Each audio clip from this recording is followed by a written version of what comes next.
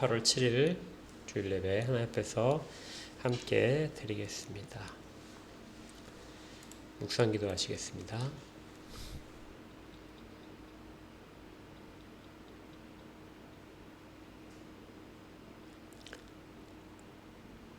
성부와 성자와 성령 삼위일체 하나님을 찬양하며 주 앞에 예배자로 섭니다. 주께서 저희 모두를 받으시고 저희들이 주 앞에 가지고 있는 모든 탄원과 간구와 아쉬움과 또 거룩해지려는 소망을 주님 이 시간을 통하여 채우시고 경고케 하여 주옵소서. 홀로 영광 받아 주시옵소서. 예수 그리스도 이름으로 기도합니다. 아멘. 21장 함께 찬양합니다.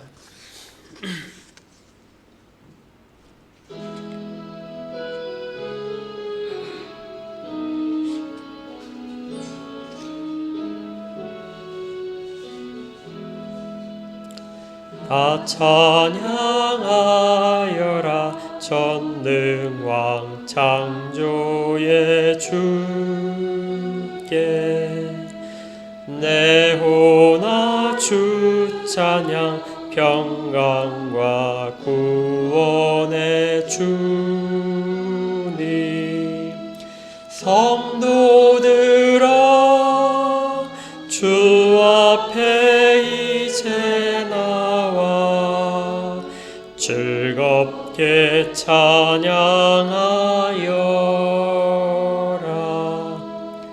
다 찬양하여라 놀라운 만유의 주께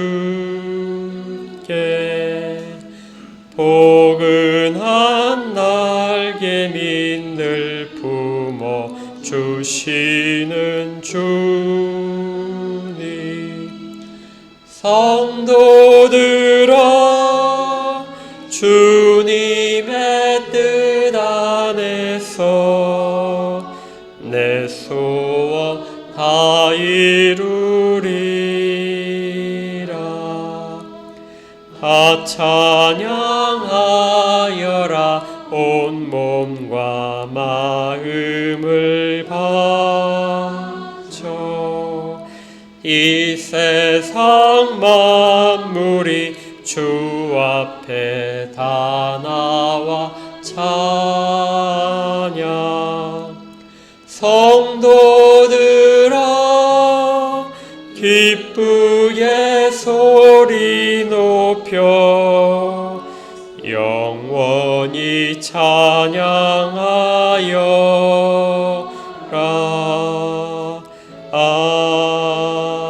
아멘. 사도신경으로 함께 신앙을 고백하겠습니다. 사도신경입니다. 시작. 전능하사 천지를 만드신 하나님 아버지를 내가 믿사오며 그 외아들 우리 주 예수 그리스도를 믿사오니 이는 성령으로 잉태하사 동정녀 마리아에게 나시며 본디오 빌라도에게 고난을 받으사 십자가에 못 박혀 죽으시고 장사한 지 사흘 만에 죽은 자 가운데서 다시 살아나시며 하늘에 오르사 전능하신 하나님 우편에 앉아 계시다가 저로서 산 자와 죽은 자를 심판하러 오시리라. 성령을 믿사오며 거룩한 혼회와 성도가 서로 교통하는 것과 죄를 사하여 주시는 것과 몸이 다시 사는 것과 영원히 사는 것을 믿사옵나이다. 아멘. 220장으로 하나님께 찬양합니다.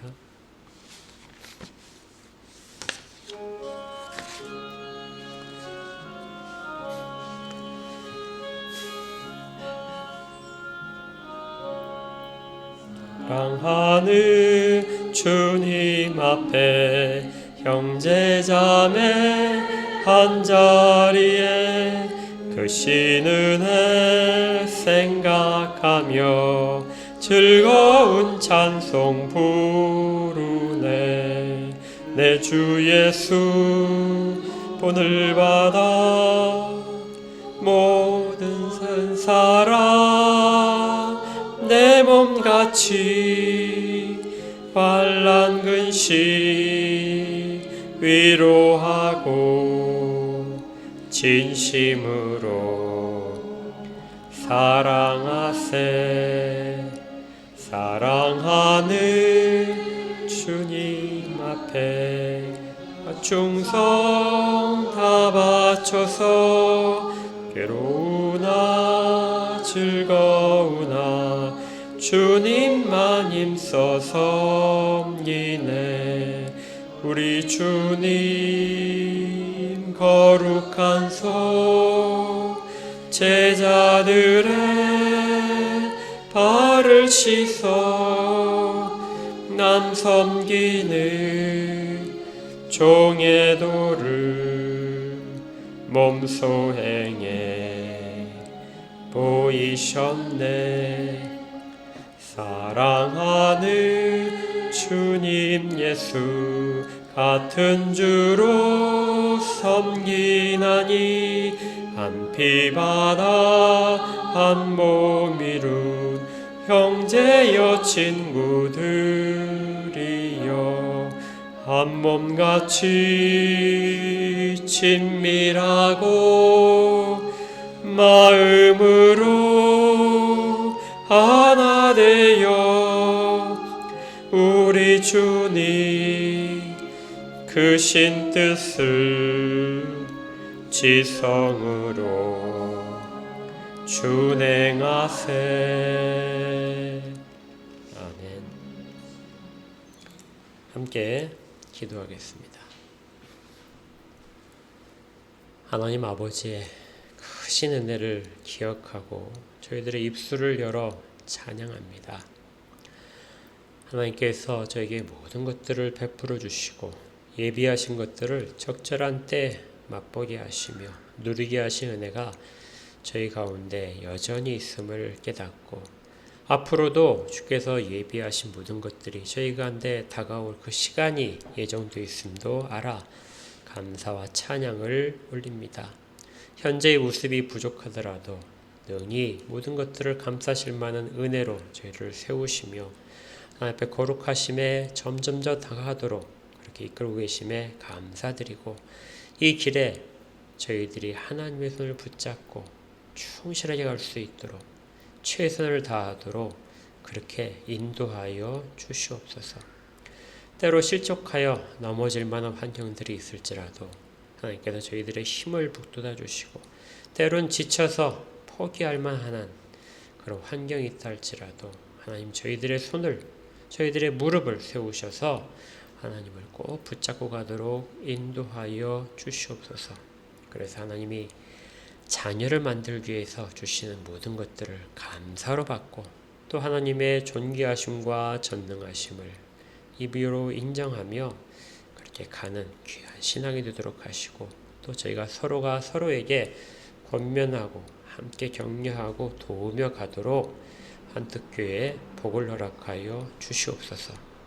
또한 필요에 따라 구하는 모든 것들을 주님 아시오니 저희들이 함께 기도할 때 그 기도에 응답하시고 자녀들의 필요한 것들을 외면치 마시며 공급하여 주시옵소서.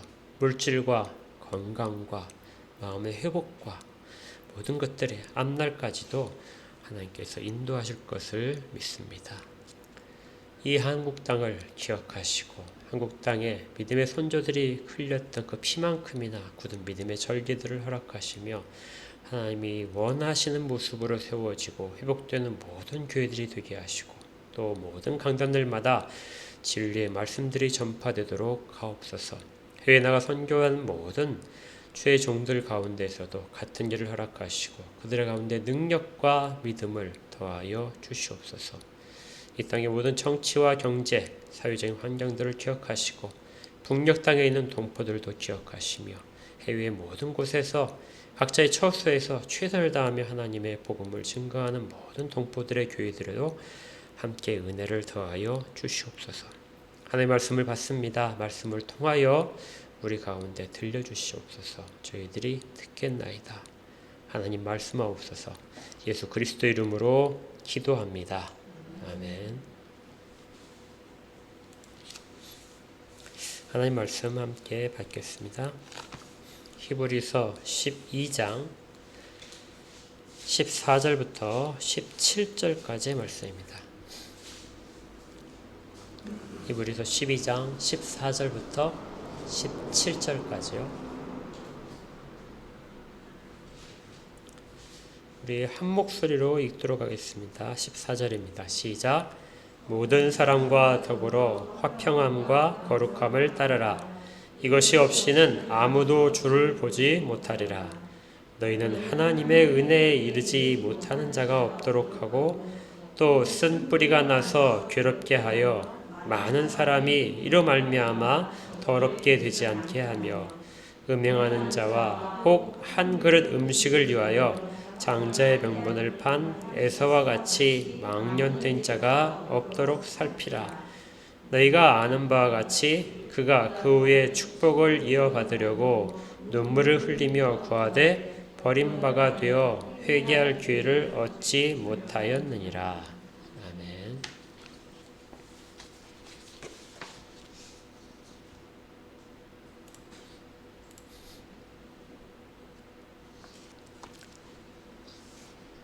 예, 우리가 그 13절까지 지난주에 살펴본 그 본문들을 잠깐 되짚어보고 오늘 본문을 살피겠습니다.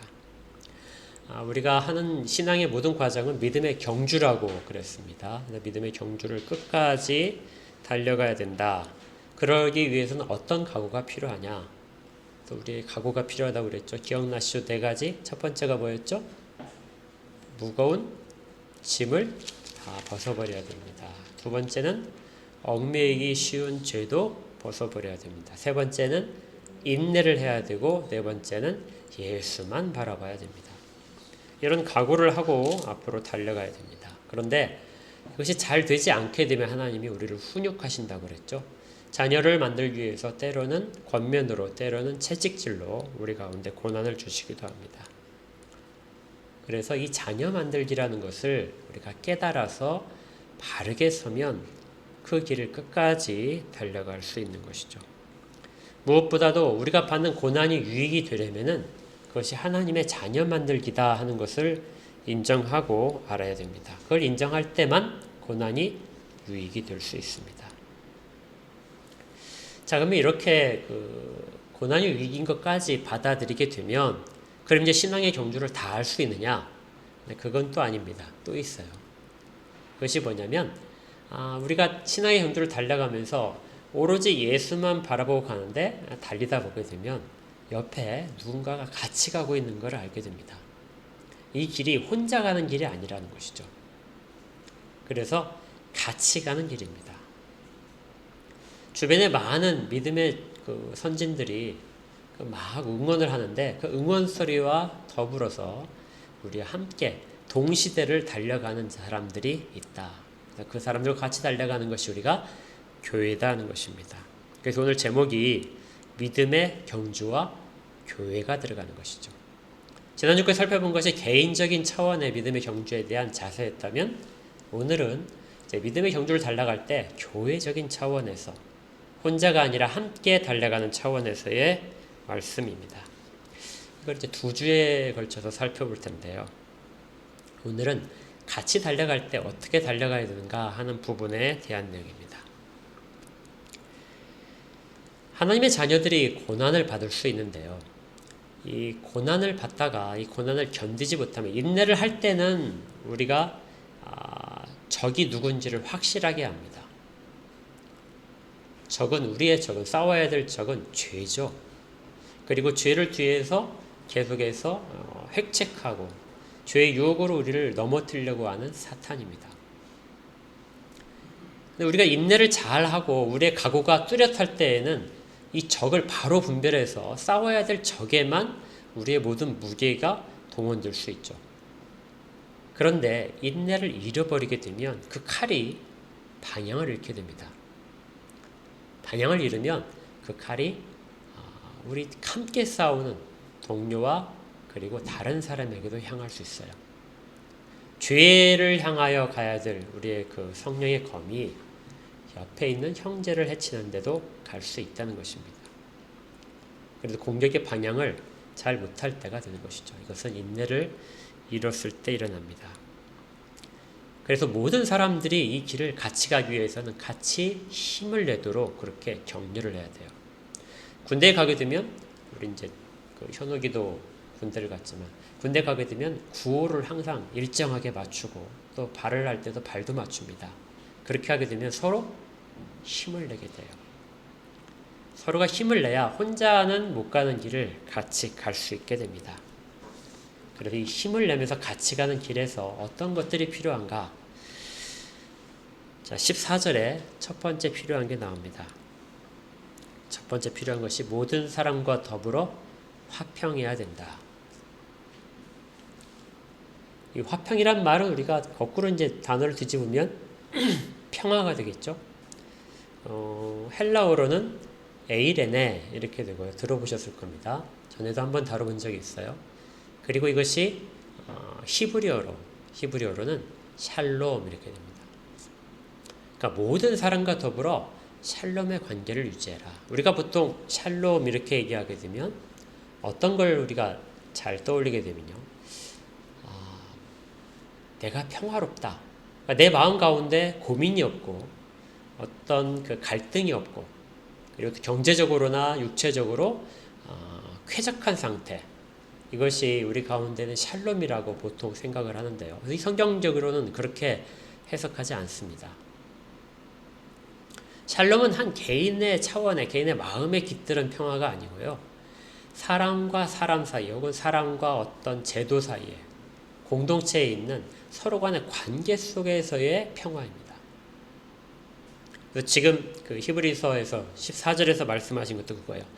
모든 사람과 더불어 화평하라. 그러니까 모든 사람들이 다 걱정 없이 되는 것이 아니라 모든 사람이 서로에게 적대적이지 않도록 그렇게 하라 이것입니다.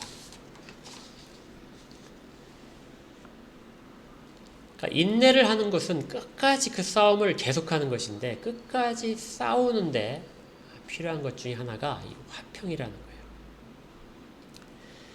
열왕기 하에 보게 되면 9장에 이런 구절이 있어요. 이제 그 히브리어적인 샬롬의 의미입니다. 이스라엘 왕이 요람이었는데요. 그의 신하 예후가 반란을 일으켰습니다. 그리고는 요람을 치러 군대를 이끌고 오는데 그것을 본 그 요람이 사람을 보내서 물어봅니다. 군대가 저기 오니까 사람을 보내서 네가 평안하냐? 이렇게 물어봐요. 열왕기하 9장 17절에 이스라엘 망대에 파수꾼 하나가 서 있더니 예후의 무리가 오는 것을 보고 이르되 내가 한 무리를 보나이다 하니 요람이 이르되 한 사람을 말에 태워 보내어 맞이하여 평안하냐 묻게 하라 하는지라.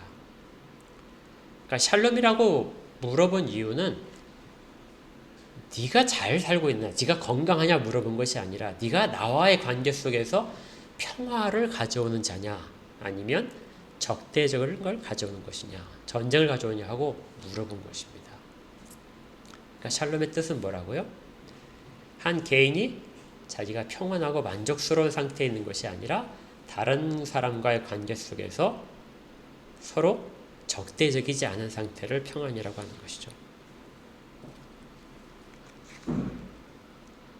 그래서 모든 사람과 화평하라 하는 말은 이 모든 사람에 해당되는 사람들 가운데 적대적이지 않고 그 공동체가 서로에게 의지가 되면서 믿을만하다. 이 상태가 에이레네. 그걸 만들어가라 이렇게 됩니다.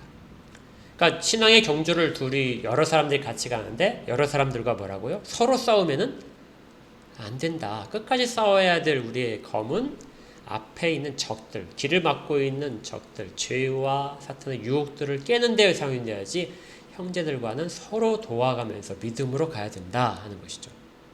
자, 그럼 여기서 모든 것이라는 것은 모든 사람이란 누굴까요?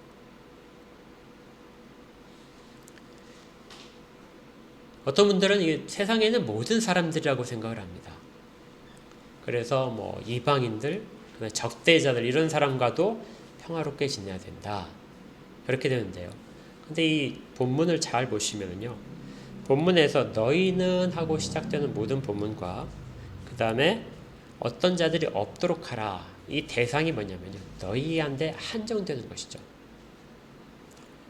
그러니까 너희는 교회를 말합니다. 지금 이 히브리서 이 편지를 받고 있는 그 히브리인들, 유태인 출신의 그리스도인들 공동체가 전부 다 모든 사람에 해당해요. 그래서 너희 모두가 다 그 공동체 안에서 서로를 의지할 수 있도록 하라 이렇게 됩니다. 그렇게 하게 되면 한 사람이 낼 수 있는 것보다 더 많은 일들을 감당하고 위험을 극복할 수 있죠. 그 동물 다큐멘터리 보게 되면 하이에나하고 사자가 싸우는 장면이 가끔 나와요. 혹시 보신 적 있으세요? 잘 안 보셨어요? 보셨어요?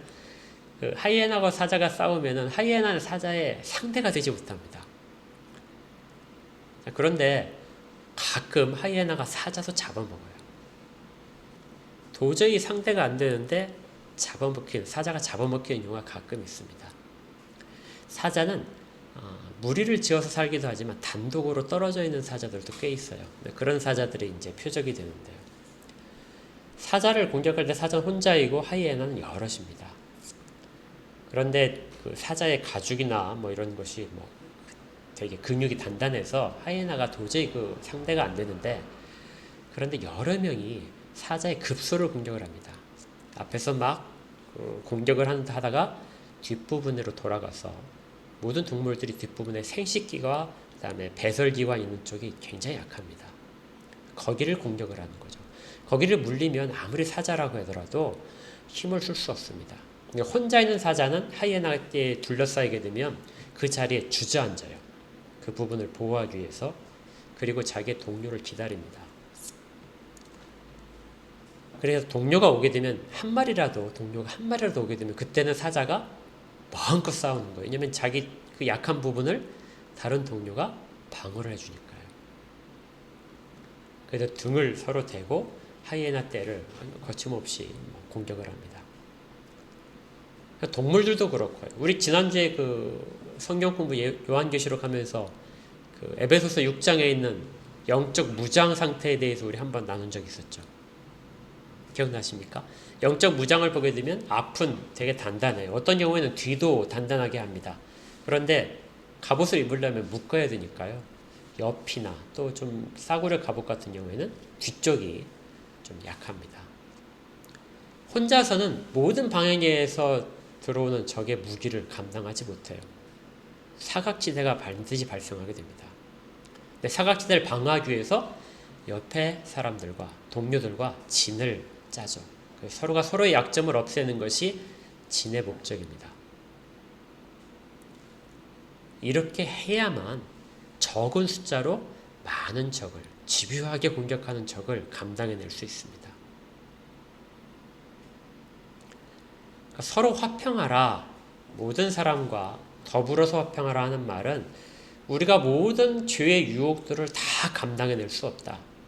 그러니까 서로가 서로에게 약점을 감당해내는 것, 그렇게 서로를 의지하라, 신뢰의 관계를 회복하라 하는 것입니다. 이런 신뢰 관계를 회복한 것이 우리가 사도행전에서 보는 초대교회의 모습이에요. 한번 찾겠습니다. 사도행전 2장을 한번 가보세요.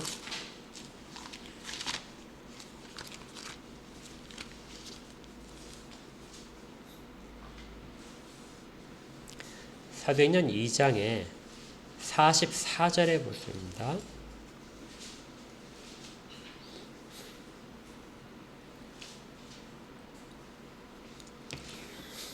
44절부터 47절까지 우리 한 목소리로 읽겠습니다. 잘 읽으면 시작. 믿는 사람이 다 함께 있어 모든 물건을 서로 통용하고 또 재산과 소유를 팔아 각 사람의 필요를 따라 나눠주며 날마다 마음을 같이하여 성전에 모이기를 힘쓰고 집에서 떡을 떼며 기쁨과 순전한 마음으로 음식을 먹고 하나님을 찬미하며 또 온 백성에게 칭송을 받으니 주께서 구원받는 사람을 날마다 더하게 하시니라. 초대교회의 가장 아름다웠던 그리고 가장 뜨거웠던 당시의 모습입니다. 지금도 많은 사람들이 이 모습을 그대로 재현했으면 어떨까 하는 그런 소망을 가지고 그런 공동체를 조직을 하기도 합니다. 그런데 교회 역사상 이런, 그리고 또 많은 학자들의 그 의견은 일시적인 것이다. 정말 제일 초창기 발생할 때 아주 일시적으로 이러한 형태가 가능했었다 합니다. 특히 유대인들에게요. 유대인들에게는 이런 공동체를 이미 가지고 있었습니다. 그래서 SNF파들이 쿰란 지역의 쿰란 공동체 같은 경우에 자기 재산을 팔아서 그곳에 들어가서 함께 공동체 생활을 하는 모습들이 있었죠. 그런 것이 초대교회에 초대교회가 탄생한 다음에 초창기에 아주 잠깐 예루살렘에서 있었다는 것이죠. 그 이후에 유럽 땅으로 소아시아 지역에서 이런 모습들은 사실은 없었습니다. 이것이 가장 이상적인 것이 서로가 서로에게 약점이 될 만한 것들을 감당해주고 있다는 거예요. 그리고 그들은 늘 함께 하기 위해서 애썼습니다. 왜냐하면 언제든지 공격 속에 있었기 때문이죠. 그래서 그들은 처음에 많은 교제를 했습니다. 모여서 함께 거하고 했던 이유 중에 하나가 교제를 위해서인 거죠. 그리고 그들은 서로가 서로에게 많은 구제를 했습니다. 여기에 44절에 믿는 사람이 다 함께 있어 모든 물건을 서로 통용했다.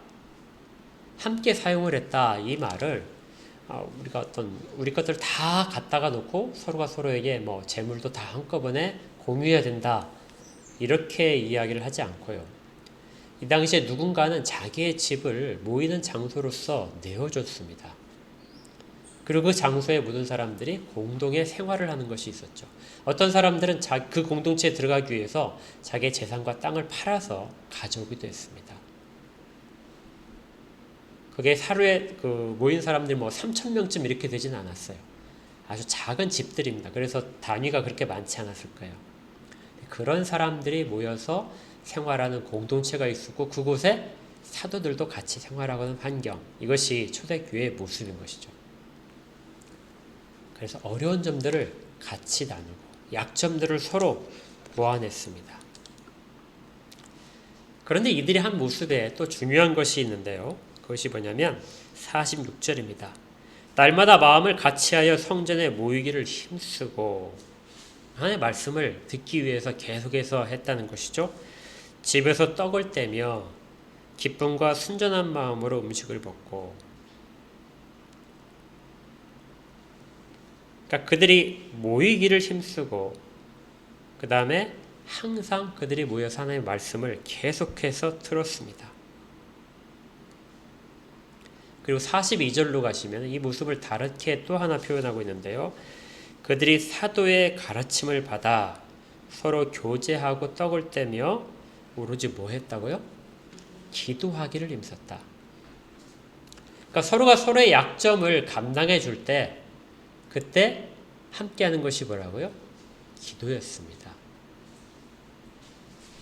서로가 구제를 하고 또 교제에 열심히 힘을 쓰지만 또 뭘 해야 돼요? 기도로서 도와야 되는 것이죠. 기도가 없다면 영적인 싸움을 계속해 나갈 수 없습니다. 어느 누구도 혼자 힘으로 성공할 수가 없어요.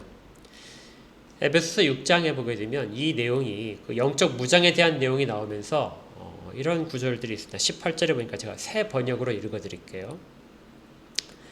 좀 이해하기가 편할 겁니다. 여러분은 또한 항상 기도하십시오. 교회에 당부하는 겁니다. 영적 싸움을 하는 모든 사람들에게 항상 기도하십시오. 무슨 일에나 성령께서 원하시는 선 안에서 하나님께 간구하십시오. 여러분들이 필요한 것을 계속해서 아뢰십시오. 각지에 흩어져 있는 그리스도인들을 위해 열심으로 기도하십시오. 그러니까 영적 싸움을 할 때 서로가 서로에게 기도를 해줘야 되는 것이고요. 지금 눈에 보이지 않지만 떨어져 있는 그리스도인을 위해서도 항상 기도를 하십시오. 이렇게 됩니다.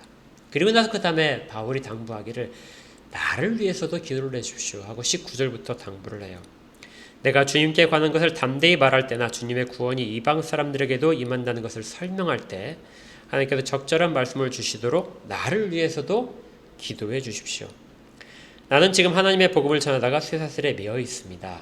그러나 이 감옥 안에서도 주님을 증거하는 말을 담대하게 할 수 있도록 기도해 주십시오.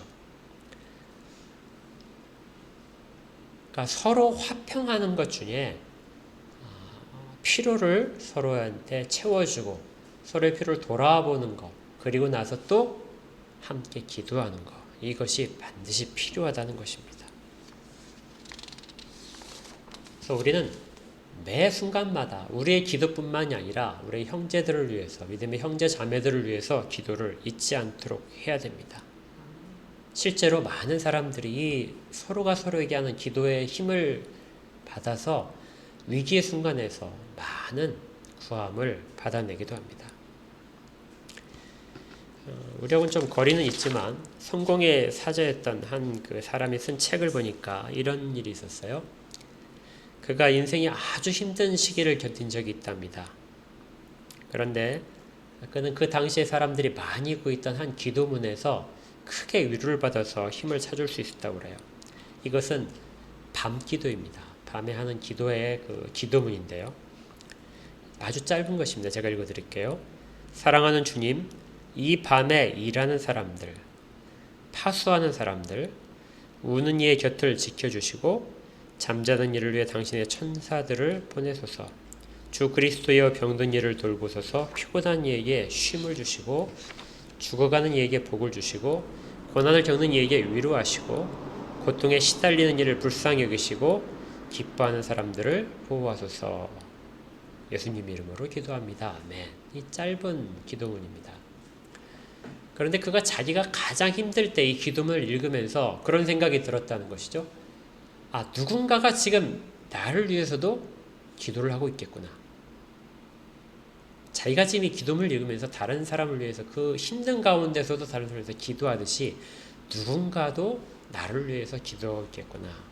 그래서 자기는 극심한 고통 가운데는 혼자 있는 밤이라고 생각한 그 긴 밤이 사실은 혼자 있는 밤이 아니고 다른 사람과 함께 있는 감격의 밤이 되었다는 것입니다. 그러면서 위로를 찾을 수 있었다. 그렇게 되어 있었습니다. 이처럼 우리는 서로가 서로에게 화평, 정말 서로에게 믿음을 주고 내 등을 의지할 수 있고 약점을 내어주고 그가 방해해 줄 만한 서로에 대한 신뢰가 반드시 필요합니다. 그런데 이렇게 서로에 대한 신뢰가 바탕으로 하는 것만큼 또 중요한 것이 있어요. 그것이 뭐냐면 교회가 하는 권면입니다. 약점을 누군가가 방어를 해주는데 그 약점을 방어할 때 기도로서 할 수 있고 또 누군가 실질적인 물질적인 도움으로서 할 수 있지만 누군가 하나님의 말씀을 깨닫게 함으로써 가능해진다는 거예요. 아까 읽었던 에베소 6장에 보게 되면 12절에서도 우리가 싸우는 것이 영적인 존재들에 대한 싸움이라는 것을 이야기합니다. 아주 교묘하게 우리 가운데 들어오죠. 그래서 눈에 보이지 않는 싸움들을 우리는 계속해야 됩니다. 이때 우리가 무장하는 것들을 보시게 되면 진리, 복음, 믿음, 성령, 말씀 이런 것들이 우리 무장의 무기들입니다. 이런 것들은 다 우리가 교회에서 예배를 드리면서 성경을 읽고 공부하면서 들려진 하나님의 말씀입니다. 누군가 말씀에 대한 본의를 놓치고 죄의 유혹에 빠질 수 있다면 그때 교회가 하는 것이 권면이죠. 혼자 길을 갈 때는 앞에 위험이 있다는 걸 모릅니다. 옆에서 칼날이 날아와도 모르는 거죠. 근데 옆에서 누군가가 네 옆에서 지금 칼날이 날아오고 있어. 창으로 찌르고 있어. 네 바로 발 밑에 지류가 있어. 함정이 있어. 거기로 가면 안 돼. 이야기해 주는 것이 서로가 서로에게 주는 화평 가운데 있습니다. 그래서 우리 참된 교회의 표징 중에 3가지가 있다고 들어오셨을 건데요. 물론 우리가 구제도 하고 그 다음에 서로에 대한 필요를 채우고 그 다음에 기도도 하고 이런 권면도 하는데요. 이러한 모든 것들이 교회의 참된 표징 가운데 나타납니다. 참된 교회는 말씀과 성례와 권징입니다. 권징이 반드시 들어간다는 것이죠. 그리고 성례도 있습니다. 아까 우리가 읽던 사도행전을 잘 보시면은요. 모든 사람들에게 이 일들을 감당해낸 것이 아닙니다. 자기의 재산을 팔아서 가난한 사람과 부족한 사람과 나누어 주고 또 함께 기도하고 떡을 떼는데요. 그 전에 전 단계에 무엇이 있냐면은 세례를 받는 것입니다. 그 전 단계에 한번 보실까요? 다시 사도행전의 2장에 보시면 41절을 보시면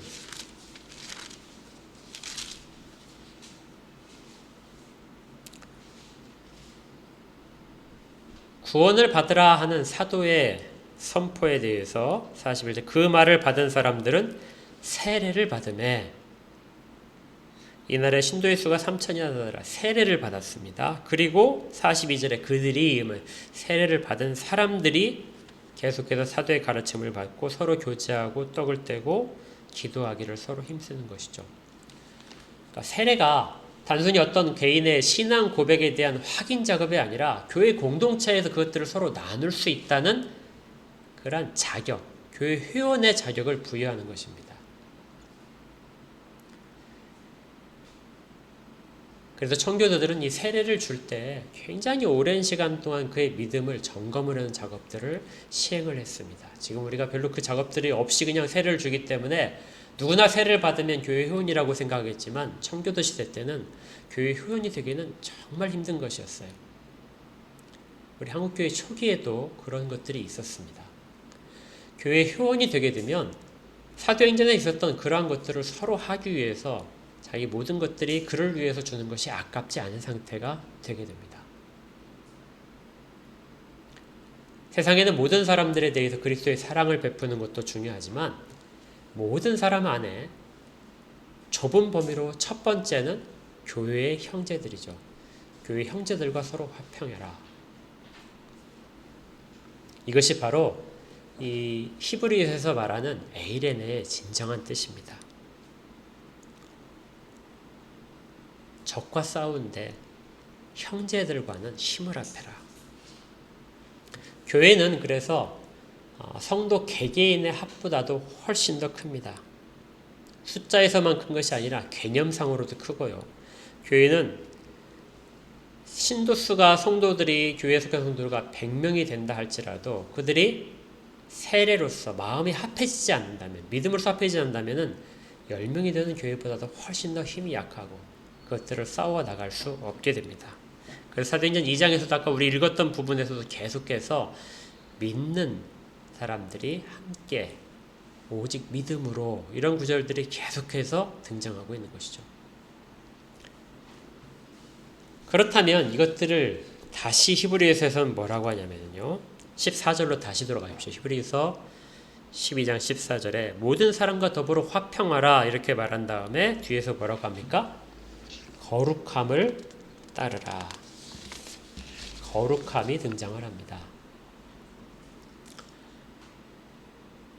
그러니까 서로 화평을 해야 되는데 그것과 함께 다시 함께 등장하는 것이 거룩함이라는 거예요. 거룩함 속에서 화평을 하는 것입니다.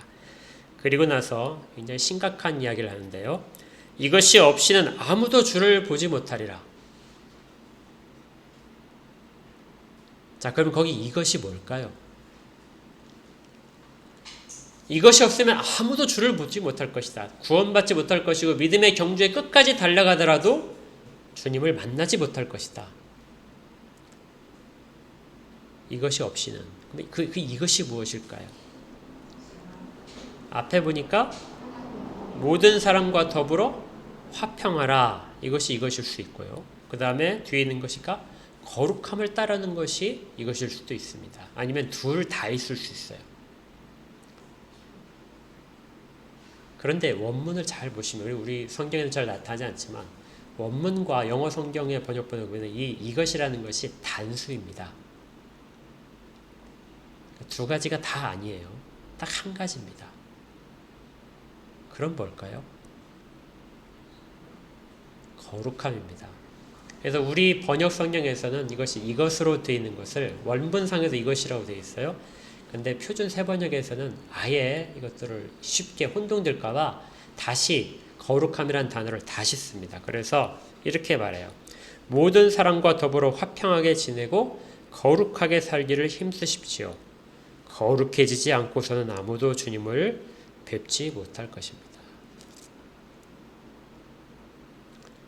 그러니까 화평을 하는데 화평보다도 훨씬 더 중요한 것이 뭐라고요? 거룩함입니다. 화평을 가지고는 주님께 끝까지 나아갈 수 없다는 것이죠. 그러니까 주변에 내 동료들과 교회 성도들과 같이 힘을 합해 서로 격려하면서 막으면서 이 모든 것들을 갈 수는 있는데 그 중에 이것이 없으면 끝까지 못 간다. 일시적으로는 가능하겠지만 끝까지 가기 위해서, 주님을 볼 수 있는 끝까지 가기 위해서는 거룩함입니다. 거룩해야 됩니다.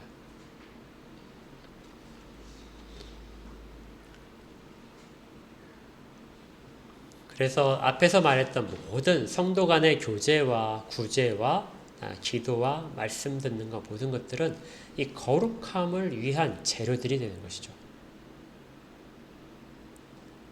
우리가 집을 짓는다면 성도 간의 어떤 성도와 성도 간의 어떤 그 교제를 통해서 하는 것들이 모두 다 재료들이 됩니다. 건물을 짓는 재료들이에요. 그래서 그것들을 잘 버무리게 되면 멋진 것들을 만들 수 있을 것입니다. 그런데 오래 견디지 못할 수 있어요. 그것만 가지고는. 건물을 지을 때 건물을 오랫동안 지탱하려면 반드시 뭐가 필요할까요? 기둥이 필요하죠. 단단한 기초를 다지고 기둥에 단단한 기초 위에 세워지는 기둥입니다. 기둥에는 큰 철빔이 들어가죠. 그리고 조금이라도 힘을 받아야 될 부분들은 철근들이 들어갑니다. 그냥 모래만 가지고 자갈만 갖고는 절대 힘을 못 써요. 거기에 시멘트까지 들어간다 하더라도 단단해질 망정 힘을 받기는 부족합니다. 철근과 붙어 있어야 돼요. 그것이 바로 거룩함입니다. 거룩함이 모든 것들을 다 효력 있게 만드는 것이죠. 그런데 거룩함이 없다면 우리 주님을 만나지 못하게 된다는 것입니다. 이렇게 해야 되는 것과 연관해서 우리가 그 동성애에 대해서 한번 살펴볼 수 있는데요. 2년 전에 여러분들 아마 기억하실 겁니다. 2년 전에 그 퀴어 축제 속에서 한 그 목사님이라고 하면 안 돼요. 잘못했으니까 목사가 그 퀴어 축제에 참석한 그 사람들에게 그 축복을 해준 적이 있습니다. 그래서 이제 좀 문제가 되는데 그게 뭐라고 했냐면요. 그분이 그들도 사랑을 베풀어야 될 우리의 이웃이다. 그들 가운데 행해지는 사회적인 고통과 그 다음에 억압에 대해서 교회가 관심을 가지고 그들을 도와야 된다. 그래서 그 자리에 자기가 섰다 이렇게 되고 꽤 많은 그 기독교 목회자라고 하는 분들도 그리고 기독교 단체들도 여기에 대해서 칭찬을 하는 그런 것을 쓴 적도 있습니다. 그런데 이제 그 목사가 속해 있는 교단에서 재판을 해서 그 사람에게 2년의 7일을 했는데 2년의 정직, 2년의 목사직을 수행하지 못하도록 2년의 정직을 했습니다. 그러자 이제 그 신문 기사를 하나 보니까 이렇게 돼 있더라고요. 제목이 어느 쪽이 하나님 사랑, 이웃 사랑의 기독교 정신에 가까운가? 그러니까 그걸 재판에서 목사직을 정지시킨 것인가? 아니면은 그들을 향해서 나간 사람이 훨씬 더 하나님 뜻에 맞는 것인가? 이렇게 이야기를 하고 있는 거예요. 여러분들은 어떻게 생각하십니까? 비슷한 시기에 로만 카톨릭 교황이 이런 것을 한 적이 있어요. 어떤 영화제 다큐멘터리 가운데 그 교황의 말이 쭉 나옵니다. 교황을 주인공으로 했기 때문에요. 동성애자들도 주님의 자녀들이며 가족을 구성할 권리가 있다. 동성애자라는 이유로 버려지거나 불행해져서는 안 된다. 동성애자들 사이에 결혼을 인정을 해줘야 된다 하고 다큐멘터리에서 이야기를 했습니다. 교회가 그들을 품어야 할까요? 그들도 우리의 이웃이라고 말을 할 수 있을까요? 그들도 그 억압에 대해서 우리가 그 억압에 대해서 같이 불쌍하다고 느끼며 그들의 고통을 함께 해야 될까요? 아까 모든 사람과 더불어 화평하라. 이 말 속에서 그렇게 해야 된다고 주장하는 사람들이 있습니다. 그런데 그 뒷부분이 훨씬 중요하다는 것을 잊지 못하는 사람들이죠. 모든 사람들의 전혀 믿지 않는 우리를 핍박하고 억압하는 사람과 죄인들까지도 포함시킨다 할지라도 그 모든 것들을 제한하는 구절을 더 중요한 것은 거룩하라는 것이죠. 거룩함을 따라야 됩니다. 거룩함을 따르지 않는 것은 주를 보지 못하는 것이죠. 그런 사람들에 대해서 면죄부를 주고 그런 사람들을 위해서 이것도 가능하다 하고 이야기를 하는 것 자체가 거룩함을 스스로 버리는 것들입니다. 그러면 어떻게 된다고요? 화평은 하지만 그들과 함께해서 고통을 함께 나눌 수는 있겠지만 가장 중요한 주를 보는 길에서 떨어져 나가게 된다는 것이죠. 이것이 없다면 모든 것들은 다 헛수고입니다. 아무리 사람들 가운데 포장을 하더라도 아무 일도 아닌 게 됩니다. 그래도 15절에 이렇게 이야기를 하고 있어요. 너희는 하나님의 은혜에 이르지 못하는 자가 없도록 하라. 하나님의 은혜란 것은 하나님이 주시는 가장 지극한 복입니다. 최후에 우리가 받을 하나님의 위로와 모든 만족감과 평안이죠. 그것들에 이르지 못한 사람이 없도록 서로가 서로에게 권면을 해야 됩니다.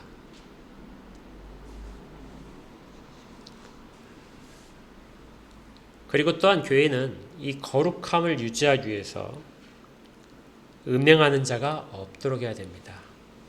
그리고 에서처럼 망령된 자가 없도록 또 해야 됩니다. 그리고 15절에 쓴뿌리가 성도들 사이에서 나지 않도록 해야 됩니다. 이 쓴뿌리가 어떻게 하는 거예요? 사람들을 괴롭게 하고 많은 사람이 이로 말미암아 어떻게 된다고요? 더럽게 된다. 그러니까 서로가 서로에게 힘이 되고 격려가 되어서 함께 가야 될 길에 어떤 한두 사람으로 인해서 그 쓴 것이 나타나게 되고 그것이 점점 번진다면 많은 사람들이 더럽게 된다는 것이죠. 이것은 신명기에 있는 내용들을 그대로 가져왔습니다. 신명기 29장에 보게 되면 18절에 이렇게 되어 있어요. 너희 중에 남자나 여자나 가족이나 집하나 오늘 그 마음이 우리 하나님 여호와를 떠나서 그 모든 민족의 신들에게까지 가서 섬길까 염려하며 독초와 쑥의 뿌리가 너희 중에 생겨서 독초와 쓴 뿌리가 이스라엘 백성 중에 자기 가족들 중에 생길 수도 있다는 것이죠. 그렇다면 저주의 말이 들 것이다. 이 저주의 말을 듣고도 심중에 스스로 복을 빌어 이르기를 내가 내 마음이 완악하여 젖은 것과 마른 것이 멸망할지라도 내게는 평안이 있으리라 할까 하니라. 쓴 뿌리가 나게 되면 그리고 사람들을 더럽히게 되게 되면 뭐라고 한다고요? 결국엔 마지막에는 어느 정도까지 더러워지냐면 그가 스스로 복을 빕니다.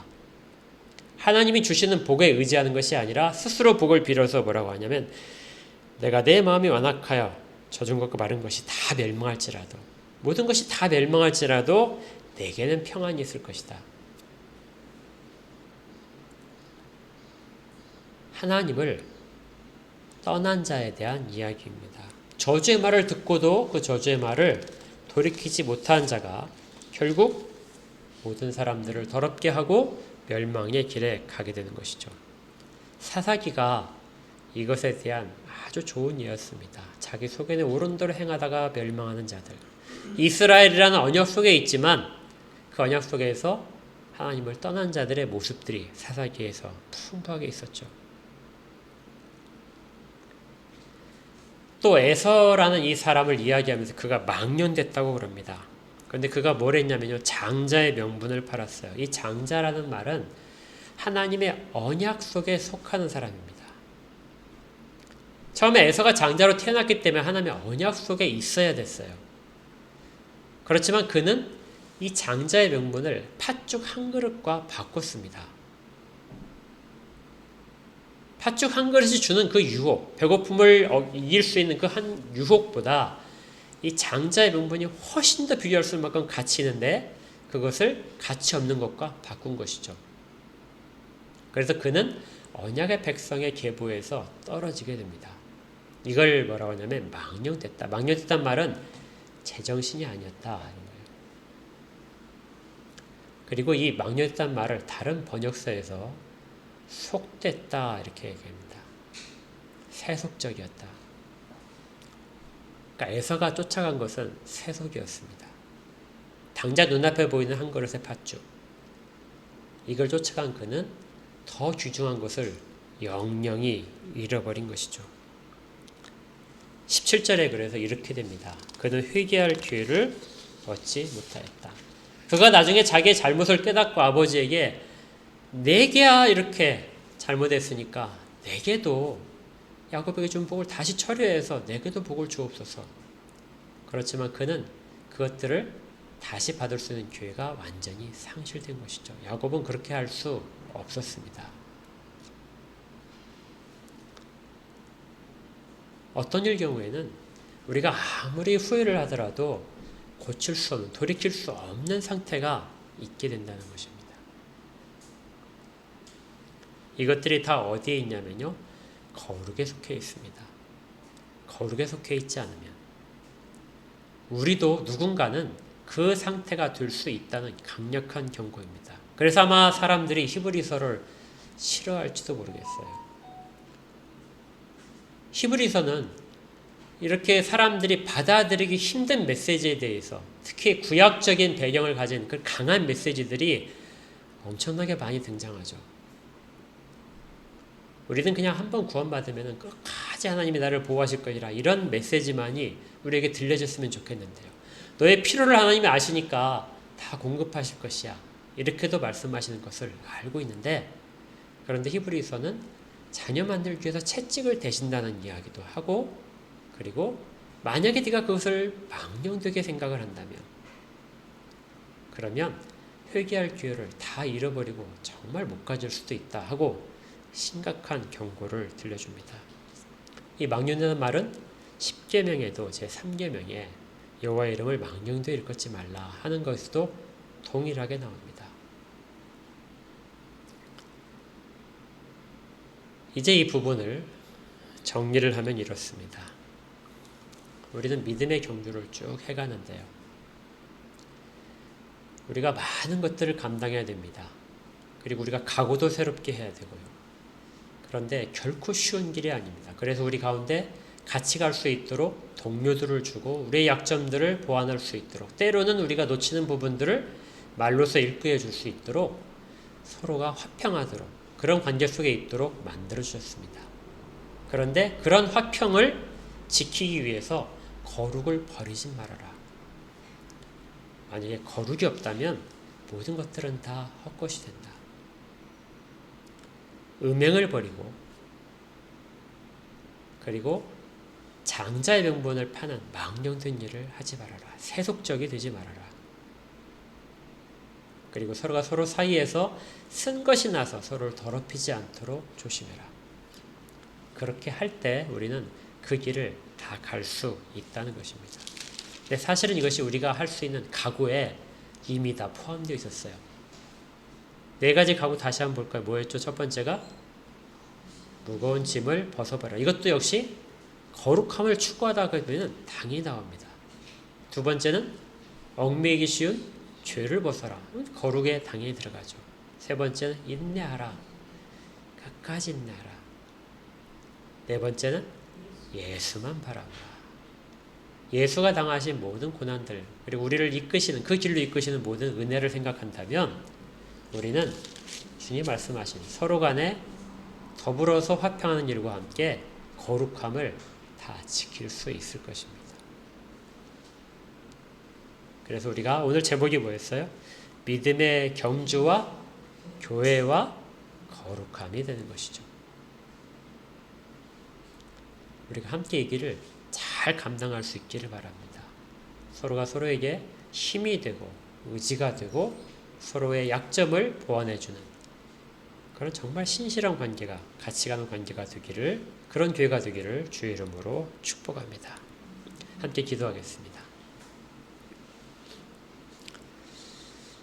하나님, 교회에 주신 하나님의 말씀들과 그리고 교회에 주신 하나님의 사명들과 이 모든 것들을 보며 함께 주의 길을 달려가는 믿음의 경주를 하는 모든 형제들을 붙들어 주시옵소서. 어디 있든지 간에 하나님께서 적절하게 모든 삶 가운데 개입하셔서 빗나가지 않도록 하시고 하나님의 말씀으로부터 떠나지 않게 하시고 하나님만을 바라보며 우리 주 예수 그리스도께 의지하는 자가 되도록 도우시옵소서. 또한 모든 기뻐하는 순간과 슬퍼하고 고통하는 모든 순간에도 하나님이 함께 하심을 믿습니다. 저희들이 함께 이 신앙생활을 하는 모든 길 가운데서 다 같이 이것을 서로 감당하게 하시고 또 서로 적절한 도움과 권면들을 통하여 마지막 때까지 하나님 앞에서 칭찬받는 그 자리까지 설 수 있도록, 은혜의 모든 것들을 다 맛보는 자리에 다 설 수 있도록 그렇게 붙들어 주시옵소서. 감사하고 예수 그리스도 이름으로 기도합니다. 아멘. 289장 함께 찬양합니다.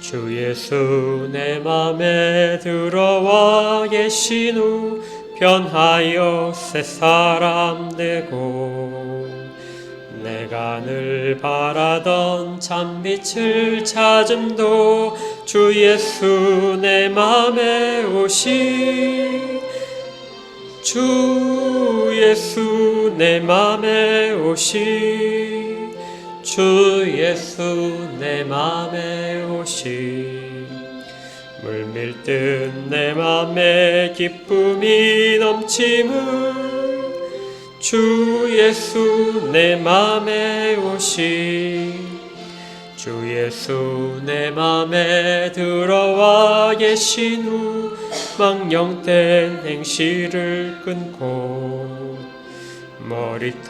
머리털보다도 더 많던 내 죄가 눈보다 더 희어졌네 주 예수 내 맘에 오시 주 예수 내 맘에 오시 물밀듯 내 맘에 기쁨이 넘치무 주 예수 내 맘에 오시 내 맘에 소망을 든든히 가지무 주 예수 내 맘에 오시 의심의 구름이 사라져 버림도 주 예수 내 맘에 오시 주 예수 내 맘에 오시 주 예수 내 맘에 오시 물밀듯 내 맘에 기쁨이 넘침을 주 예수 내 맘에 오시 사망의 음침한 골짜기 가다가 밝은 빛 호련히 비춰 저 멀리 하늘 문 환하게 보임도 주 예수 내 맘에 오시 주 예수 내 맘에 오시 주 예수 내 맘에 오시 물밀듯 내 맘에 기쁨이 넘치무 주 예수 내 맘에 오시 내가 저 천성에 올라가 살기를 주 예수 내 맘에 오시 천성에 올라가 주님을 뵈리니 그 기쁨 비길 데 없네 주 예수 내 맘에 오시 주 예수 내 맘에 오시 물밀듯 내 맘에 기쁨이 넘침을 주 예수 내 맘에 오시 아멘. 자, 헌상과 축도하겠습니다. 하나님 아버지 감사합니다. 저희들이 믿음 가운데서 거하게 하시고 하나님의 말씀을 어둠 속에서도 구별하여 듣도록 귀를 열어주심을 감사드립니다. 그 말씀을 따라 믿음의 길을 잘 건너가게 하시고 또 필요한 것들을 공급하시는 주님을 믿고 의지하며 부족함 없이 의심 없이 갈 수 있도록 복을 허락하여 주시옵소서. 그리고 드린 모든 물질들이 그러한 약속 가운데서 하나님의 보호하심으로부터 온 것을 믿고 드립니다. 물질이 사용되는 곳곳마다 하나님의 이름만이 높아지게 하시고 주의 영광만이 드러나도록 그렇게 모든 지혜롭게 사용처를 정하여 주시옵소서. 드린 모든 손길 가운데 복을 허락하셔서 믿음이 더 굳건하게 하시고 주 예수 그리스도만 바라보는 신앙의 길을 가는데 함께 가는 모든 자가 되도록 역사하여 주시옵소서. 이제는 우리 구주 예수 그리스도의 은혜와 하나님 아버지의 크신 사랑하심과 성령님이 내주하시며 인도하시고 교통하시고 위로하시는 역사가 예배드린 모든 자들 가운데, 한뜻교회에 속해 있는 모든 지체들 가운데, 그리고 지금도 각처에서 주 예수 그리스도에 대한 사랑을 고백하는 모든 자들 가운데 믿음의 경주가 끝나는 그 영혼까지 함께 있기를 축원하옵나이다. 아멘.